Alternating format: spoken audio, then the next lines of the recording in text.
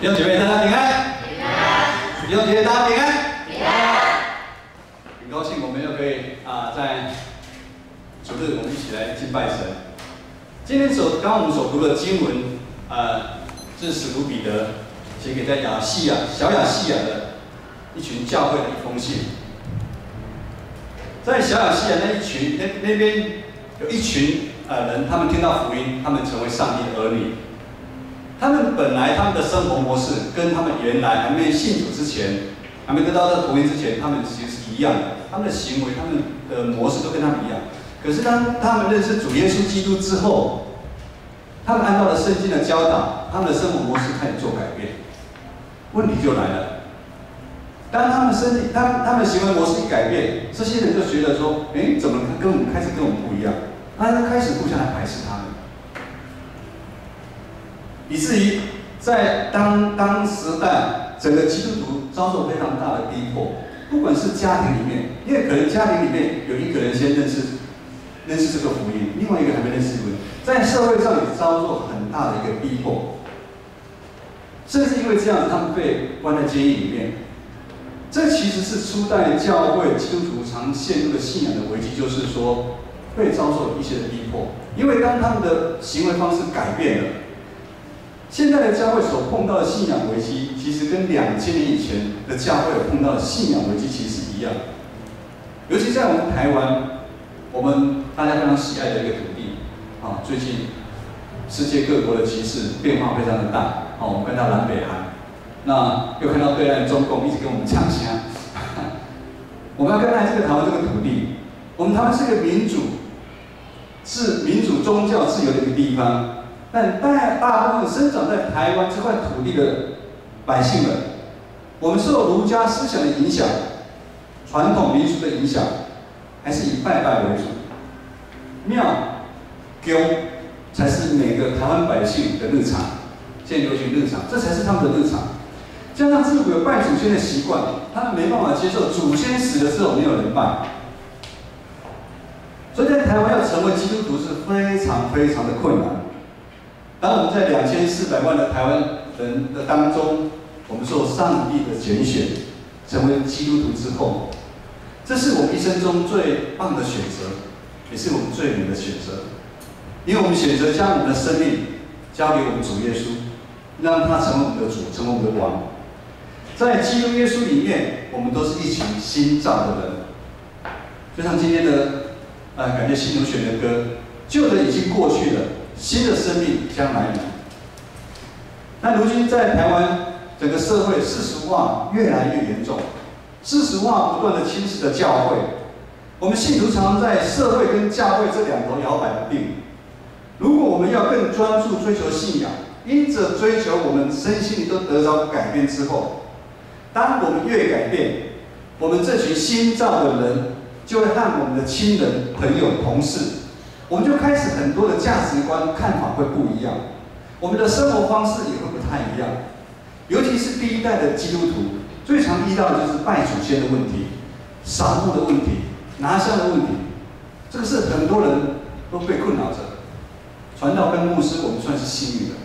很多人其实会被家里迫害，会帮家里指指点点，甚至你跟未信主的家人一起吃饭的时候，大家谈的话题也不一样。甚至你在当中，你还要谢饭祷告，大家也觉得很奇怪，你到底在干什么？以前有一个笑话，就是在当兵的时候当兵的时候，基督徒祷告的时候，一祷告眼睛张开时，他饭已经不见了，那个同袍都会戏弄他，会觉得你很奇怪的一群人。渐渐，我们在亲人、朋友、同事之间，我们就变成一个格格不入的人。我们离开了那样的群体，可是来到的是教会。一到教会，教会又不像想象那个单纯。而三不五时就听到某某人彼此攻击来攻击去，让你心里很痛的一个事情。怎么感觉教会好像跟社会又没有相差很多？然后来到教会是会对自己对来到教会的期待差很多。我的生活好像也没有变好。我的工作也没有变好，心里在想，我还是机会下去吗？我想，不管是2000年前的基督徒，或者是现在的基督徒，我们都在外在迫害以及本身对基督徒这个身份错误的期待当中，造成我们内心上面有很多的煎熬。老实说，在这样的处境当中，我们要持守我们的信仰，真的非常不容易。所以，你们是非常不容易的，我们给自己一个掌声，好不好？我们能不能？你知道有多少你认识的基督徒，今天是没来教会，或者是已经很久没来教会？一定有，一定有。使徒彼得写了这封信，希望给当时还在苦难中，让他们继续持守信仰的弟兄姐妹，给他们鼓励。也希望透过正确的教导，因为唯有正确的教导、正确的信仰的认识，才有信心面对日常的挑战。你就会觉得说，这个事情的发生怎么这样？这个事情发生怎么这样子？使徒彼得这封信，在2000年后的教会，对我们一样是有帮助的。我们也才知道我们所盼望的到底是什么。让传道整理了2点，我们通过2个主题来了解使徒彼得对我们的劝勉。第一，我们成为顺服上帝儿女的身份。使徒彼得要我们回想我们过去，这边也有很多第一代的回想的过去，我们因为罪恶的捆绑，让我们在世俗的情欲欲望里面打转。老实说，我们看不到未来。纵使你在有身份有地位，老实说，你心里面总是觉得你有点空虚。你就是不管再怎么努力，你很内心深处的一个东西，你没办法填满它。但是如今因着耶稣基督钉十字架受死，让我们有机会得到救赎。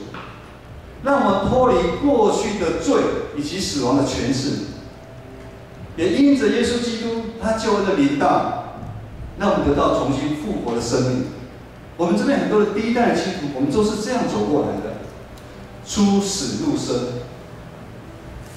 在这个时候，当我们出死入生这个时刻的时候，我们就有跟上帝、耶稣基督，我们就有一个新的关系。是什么关系吗？他是我们的父，我们是他的儿女。这个是非常重要，很多基督徒忘记了，天父上帝是我们的父，我们是他的儿女，这是一个盟约。我们人可能会失信，但是耶稣基督、上帝他绝对不会忘记。当我们在众人面前承认他的那一刻开始，他绝对会保守我们到底。这边也给我们一个新的一个身份，就是我们是天国的子民，我们是天国子民这个身份。因着天国子民这个身份，我们要知道，上帝他的本性是圣洁的上帝，也所以被拣选的子民，我们要成为圣洁。我们要活出主耶稣基督救赎我们的时候，我们的盼望、信心的生命，我们开始要过着圣洁的生活。我们要随时约束自己，我们要存警醒的心来盼望主的救恩。我们不可以在像没有认识上帝之前，我们随着我们肉体的放纵，我们随意追求世间的需要。首先，消极的方面来说，就是我们要改变我们的生活方式。我们不能再以这个世界的价值观当做我们生活的中心，尤其是在金钱、权力、欲望上面，甚至是享乐上面，因为这些都不是出于上帝，这些也没办法满足我们每一个人内心深处的需要。我们要远离世代的诱惑，我们要将一切的罪来离开。积极的部分，我们要学习主耶稣牺牲的榜样。我们要尽心尽意尽力尽心来爱我们的主，我们要爱民如己。爱民如己绝对不好，它是一个形容词，它是一个动词，它是要去做的。我们要全心将自己献给上帝来使用。礼拜6的时候一大早，我看到敬拜团来练习的时候，我跟他们讲说，传道看到你们非常的感动。他们在那么年轻的时候，礼拜6。他们礼拜我不晓得上班到几点，他们才下班。礼拜6一大早，他们就来练敬拜团。他们将他们最棒的生命的岁月，他们献给了上帝。第二个，我们要知道，我们是走天路客的国民。我们有上帝的儿女的身份，代表我们是属天的百姓。属天的百姓，这是一个超越空间跟时间概念的一个身份。我们在地上是异乡客，地上是我们暂时居住的地方。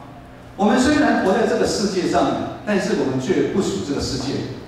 你说传道，听你在乱讲，我不是活在这个世界上。对，这个就是一个奥秘。当你成为属天的百姓，这就是一个奥秘。我们就是神国的子民。我们在世界上，我们要学习天国的文化，天国的怎么如何当天国的一个人。我们在世界上是我们暂时居住的一个地方，在这世上这个时间，我们一样会受到很多世俗化的一个诱惑，很多的试炼，一样会遇到很多让你心里面很艰难的事情，甚至让你流眼泪。但是我们要抓住上帝对我们众信徒他的应许。他怎么应许吗？他应许我们每一个人，我们在世界上我们是短暂，另外就是说我们的受苦也是短暂。我们将得到神为我们存留在天上那不朽坏、不玷污、不衰残的基业，就是神的救恩。也就是说，我们追求是在上帝在天上给我们的救恩。但是在得到这个救恩之前，受苦是我们每一位基督徒我们一定要走的路。我们所流的每一滴的眼泪，上帝都会纪念我们。我们的生命要不断像金子一样，在火炉里面提炼，越烧金子就会越纯，我们就会越有喜乐，越有盼望。因为我们的主耶稣基督，他事先走过这一条路。每一位基督徒，他如果不受苦，他就没办法得到荣耀的冠冕。我们在世上的任务，我们每一个基督徒如同天父派我们在地上的使者，我们的任务是什么呢？我们就透过我们活出美好的信仰的见证，来吸引每一个人来认识主耶稣。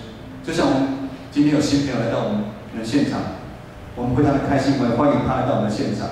我们相信彼得说的这两段话，让我们更清楚，当一个新造的生命，他将如何活出圣洁的生活，以及他对身份，他的身份也要确认，他是天国的子民。我们是暂时住在地球上面。用现在语言来讲，基督徒在地球是外星人，我们是异乡客，所以你不要积极影响对这个世界拿去什么。我们在这边不过是暂时的。信上帝开始让我们的生命开始经历不一样的人生，但是这是一条很艰难的道路。昨天礼拜六基要真理班是最后一堂课。感谢主，我们基要真理班，上帝亲自带领许多弟兄姐妹来到当中学习。里面有好几个是还没有信主的基督徒，还没有信主的。我传道跟他们讲，你们上完基要真理班，你们就有机会取得下个月我们的圣礼点。如果你要受洗，我说传道勉强你受洗，但是传道跟你讲，信耶稣就是麻烦的开始。他说信耶稣就麻烦，对。有人想说信耶稣，哇，信耶稣一定幸福快乐啊，信耶稣一定让你一帆风顺。我跟他们讲，如果信耶稣就让你考试考100分，信耶稣就让你赚大钱，我跟你讲，现在全台湾都在信耶稣，你相不相信？为什么那么多丢那么多的庙成为台湾百姓的日常？就是因为大家觉得可以从那些宗教信仰上面可以得到更多他想得到的东西。他的金钱、他的地位、他的权势。最近年底开始要选举了，你可以看到每个庙、每个庙、每个候选人都已经去拜。他为了什么？希望他能够当选。每一个信耶稣的人，上帝都会为我们预备一条走旷野的道路。这条走旷野的道路是为了让我们进入迦南美地之前所预备的。这是一条往永生盼望的天路。旷野是一个寸草不生的地方。10几年前，我跟牧师到耶路撒冷、到埃及爬西乃山的时候，那个是在一个傍晚，然后我就上骑个骆驼骑个骆驼，很恐怖然后结果我上西乃山，很快的时间，整个天都暗，天气就变冷，那个变化的时间真的是快到让你想象不到。但是呢，你会看到满天的星星，就像上帝应许亚伯兰所看到的满天的星星是一样。那个在旷野的天气其实是非常的恐怖。也就是在旷野的旅程当中，你唯有依靠，全然依靠耶和华上帝，你才办法活下去。接下来传道要讲一段见证，就是上帝在我生命当中引导我走一条有血有泪但是也有爱的旷野的道路。在10几年前，当我受上帝的拣选成为基督徒之后，我非常的感恩。在这中间当中，我跟很多初信的人，我们认真追求信仰参与周间团契，就在这次之前，我们都有做一样的一个见证。可是，在这样忙碌当中，其实我心里面最希望的是上帝能够将我放在心里面的烦恼快来解除掉，因为就是那时候我还欠了许多的债务。我这人在教会常常跟弟兄姐妹说我也信靠天父上帝的安排跟带领，但是在我上班的时候，我3不5时我会去买彩券，跟着同事去买彩券，同事买比较多，那就是一起买个1、2万我也买了彩券。我想说，我用我自己的方式，可是有人会问传道，基督徒不能买彩券吗？有没有人困扰？基督徒到底有没有买彩券？买彩券也没错如果大家都说不买，那彩券公司不是方式若那个市占他们就打了吗？可是我觉得我的心态出了问题。我那时候买彩券，我是想依靠我用我自己的方法来处理我生命上中碰到的问题。我心里面想，最好是一次彩券就中头奖，那我所有问题就解决了。很多人讲，我只要中头奖就不用再上班了，那我就可以每天钓鱼，每天干什么？很多人都是这样子。我很感谢上帝，还好我没有中头奖。如果一中了，我现在可能就离开教会。我们也知道很多中彩券、中头奖的，其实后来的结局都非常惨。虽然信主也祈祷，但是我的灵总是无法喜乐起来。我大部分的时间我知道我都是依靠自己。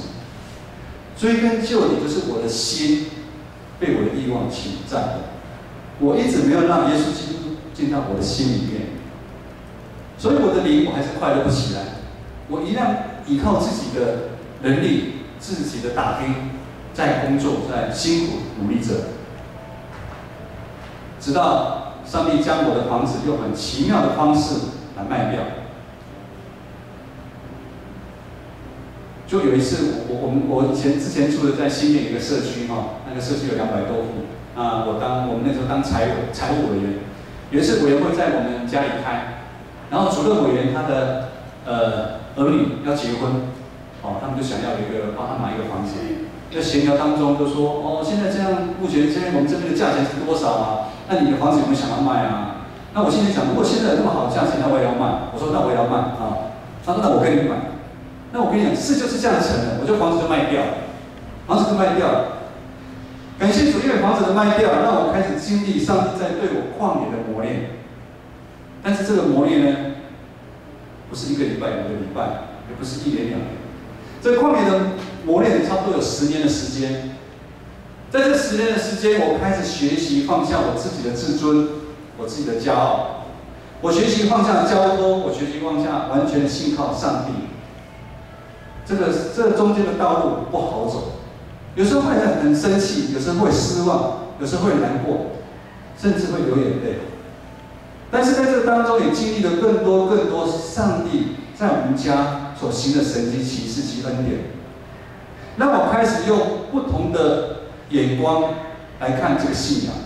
上帝开启我心里面的眼睛，让我用不一样的心态继续服侍教会，继续走信仰的道路。各位弟兄姐妹，旷野是一条无止境训练的旅程。也就当我想要休息，往另外一个方向来走的时候，上帝不放过我，上帝全职的呼召会领导我。这时候我心里我是很知道，上帝他知道我心里在想什么。用台语来讲，上帝真的是把每一个人的心里都看透了。放下工作等于放下金钱，等于放下事实上我未来我属世的梦想。我心里面会挣扎，我会不甘愿，但是上帝要我自己选择。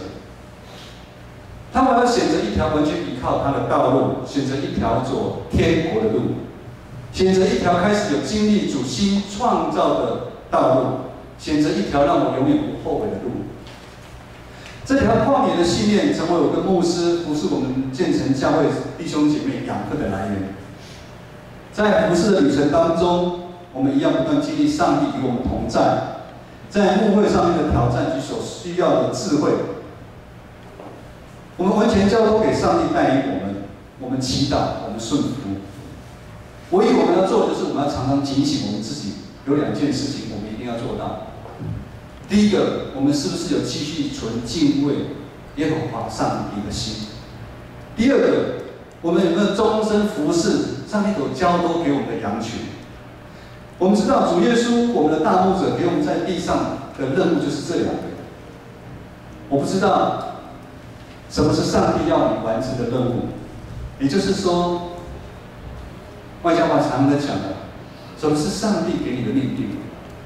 弟兄姐妹啊，你要找出天父对你的心意，不管你现在是10几岁、20几岁、70几岁、80岁，上帝竟然会还让你在这世界上，一定对你有一个命令。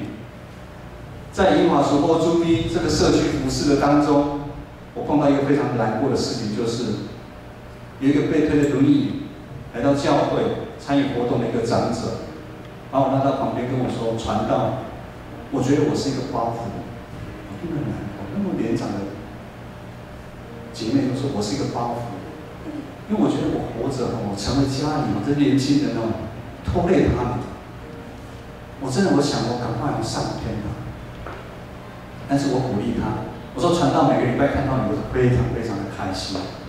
你成为传道的喜乐，弟兄姐妹，不管你现在年纪多大，你活着，上帝对你一定有一个任务，上帝对你有一个任务要交给你。我不知道在信仰的过程当中，你是不是会遇到一个问题？现在问题可能是你个人的，可能是在你工作上面，可能是在你学业上面，你跟朋友，或者是感情方面。那你觉得你走到一个尽头，生命的一个尽头，你对未来完全失去了希望、跟信心、跟盼望。如今的你活着，常常最多就是埋怨，跟是无奈。你会觉得我现在遇到生命上的问题，一直没办法解决。这个问题到底什么时候才可以离开我生命当中？到底未来什么才是我们的盼望？圣经上面说，看得到的盼望绝对不是盼望。我以为彩券是我的盼望，我以为金钱是我的盼望，我绝对不是。看得到盼望，绝对无法满足我们内心深处那个心。如果钱就是一个盼望，为什么很多的有钱人还在自杀？为什么很多有钱的女儿请了同学来家里开生日舞会，完之后他就从顶楼跳下去？各位弟兄姐妹，我们所受的一些苦，我们所受的一些难关，耶稣都知道，因为耶稣他已经为我们先受苦。但是有一件事情，弟兄姐妹，你绝对不能忘记，我们是天国的子民这个身份，我们要常常将我们的头往上抬起来，因为我们的盼望不是在地上，我们盼望不是在地上，我们的盼望是在天上，我们是天上的国民，我们在这地上只是暂时居住而已。耶稣的死，耶稣的救赎，耶稣的复活，耶稣的盼望，我们的生命跟耶稣基督一样，我们要经历这个旅程。没走过旷野这条路的人，他没办法成为耶稣的门徒；没走过旷野这条路的人，他绝对没办法了解基督徒的生活是什么。上帝确定要透过我们这个信仰的团体，我们建成这属灵的大家庭，帮助我们每一个人。你绝对不是孤单的。现在电子网络又那么发达，我们只要知道任何一个弟兄姐妹，他的家庭有任何困难，他只要愿意提出来代祷，我们代祷的网络，我们会用行动来支持他。甚至在每一次的礼拜的当中，在每一次的团契，在每一次的祈祷，在每一次的探访的关怀的中间，圣灵的能力都在我们这个信仰群体当中，他引导我们，他保守我们，他将我们每一个弟兄姐妹的心连得紧紧的。我们弟兄姐妹的心，我们就像炭火一样，基督徒其实是非常脆弱的一个生命。怎么说？基督徒他不能离开这个群体，他自己去生活。当他离开的时候，他的火，他就会被攻击。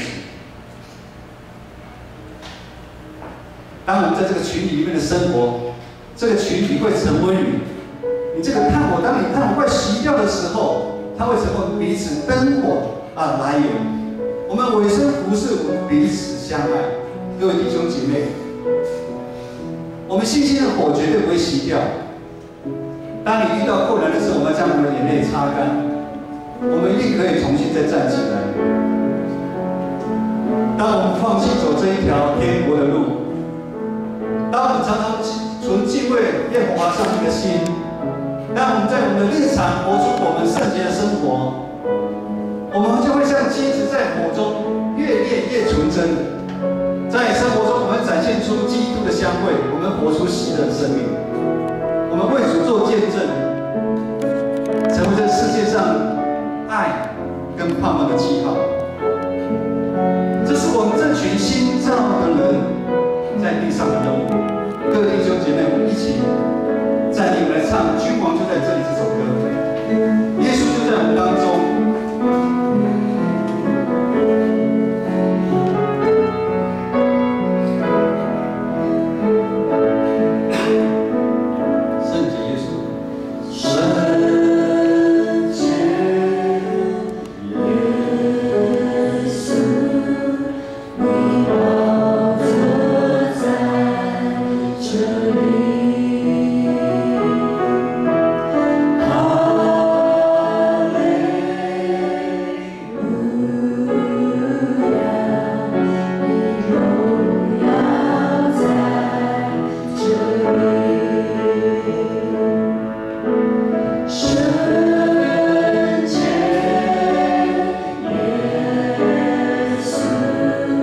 你宝座在这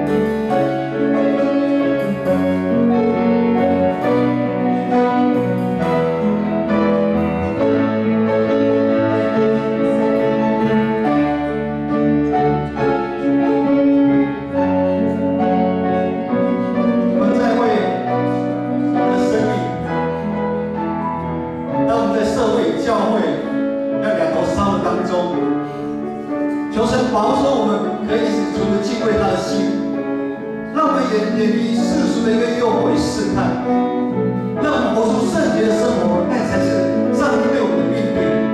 让我们一起来祷告，恳求主来保守我们的心，让我们存着一个敬畏的心，活出敬圣洁的一个生活。我们一起来祷告。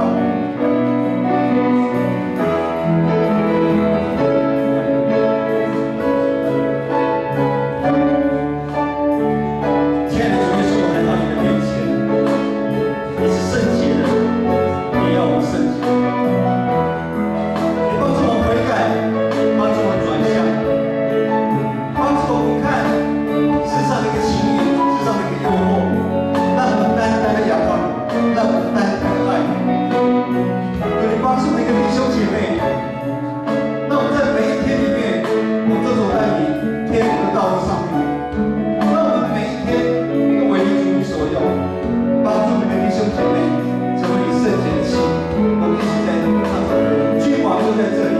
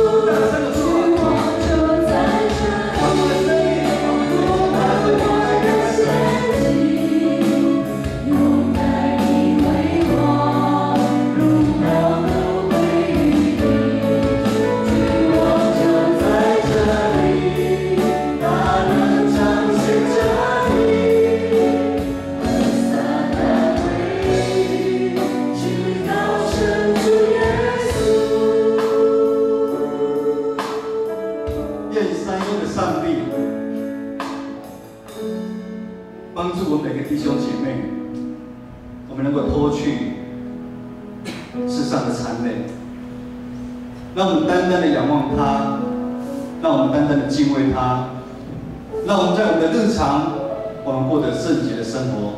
我们这样祷告祈求，奉靠主耶稣的名，阿门。